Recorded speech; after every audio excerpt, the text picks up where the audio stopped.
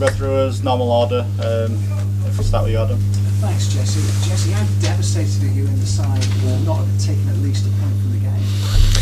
Yeah, I think disappointed and frustrated a bit. However, also proud of the way we played.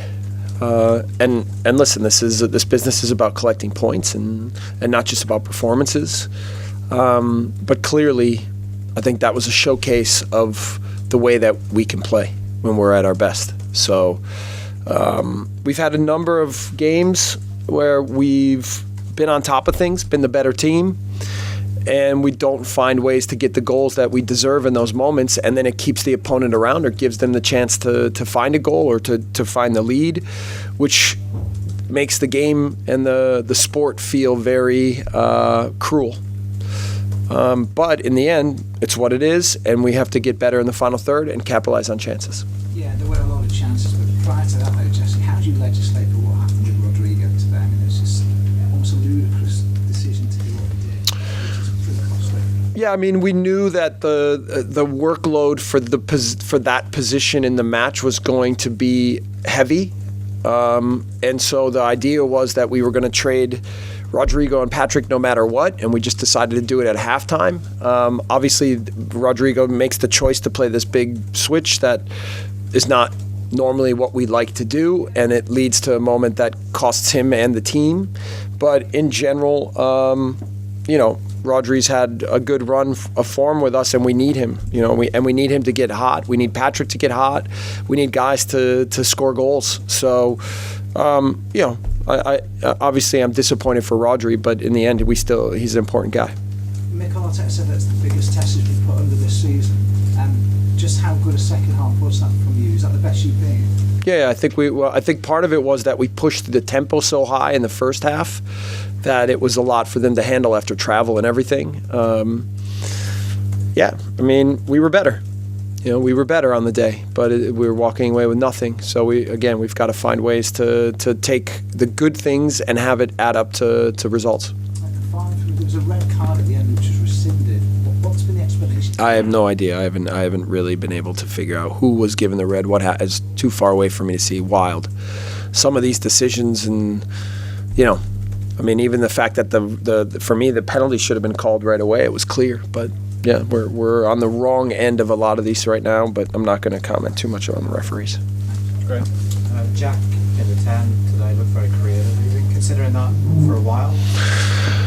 Well, we're getting better at understanding what the behaviors and habits are, and then we can manipulate the tactics to find ways to challenge teams. I thought the match plan was really good. Brendan and Jack came to me at halftime and said, what if we switched our roles? And so we decided to do that. I said, okay, let's put Brendan more in the middle and Jack a little bit more on the right and see if Brendan can help with some of the pressing moments, and he was fantastic at that moment. We have flexibility in some of the group and in what we have, and now they're getting smarter and they're getting better at understanding exactly what we want to look like, and then it gets then it creates more flexibility in what we can do. So I thought the match plan was very good, and I thought the execution was outstanding. What do you make of Patrick's performance? Because obviously he's missed chances on a penalty, but he seemed to change the game with his presence. Yeah, I think so, and I think, the thing with Patrick is that I said even in the press conference this week is if a striker's not getting chances, then you're more worried about than if he's missing them. Obviously, a penalty winds up being more of like a psychological issue than even when you miss the frame than even a quality issue. But I feel like Patrick's coming into form. He's looking physically strong, and now hopefully we can develop a rhythm with him, and we can be a different team if he can catch on fire. What has that performance been after so many weeks? I mean, it doesn't look like he played that well since Chelsea. We know it's in there. Why do you think that is? Is it a case of the opposition coming out more and giving you more space? Well, I think the first half of Crystal Palace was also outstanding. We should be up 3-0 in that match, right? We should win this game. So again, for me, it's easy. And I tell you, in Brentford, we had some good moments. Brighton, for me, first half was terrible, but then second half was actually really good, and we were unlucky not to get back in the game then. Everton, Villa, we get the red card, but still we manage okay. Maybe we could win at the end, but we're not capitalizing. And it puts stress on the environment. So I have to stay calm and patient, which I hate. I hate being patient. detest maybe is a better word, but I have to. I have to, because I see the good work that's getting done, and I see the progress being made. But at some point here, it's got to start to add up to more results so that we can really develop momentum. But, you know, the league is difficult. The league is difficult, and it challenges you in every way.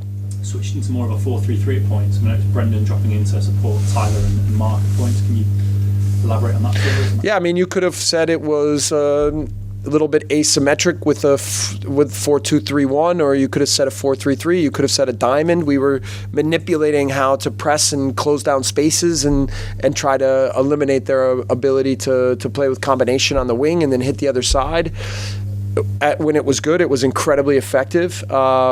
When they were able to play with some good combinations and quality, it put a stress on us a little bit on the other side of the pitch. But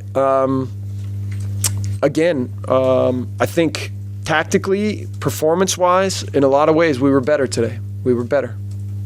Yep. Do you think it suits your team to be able to go toe-to-toe with other sides in the way that you did with Chelsea and Arsenal? The other two come and played against you. Well, different teams are going to have different ideas of how they want to handle our intensity and our pressing. Some go long. Some sit deep and give us the ball. Some try to play through us. Some try to play big switches. And we have to continue to build tactical sophistication and understanding as to how to handle every moment. We're getting there. You can, I mean, even today, even first half, there's some really good moments where we win balls and we have chances to maybe create something that doesn't quite come off.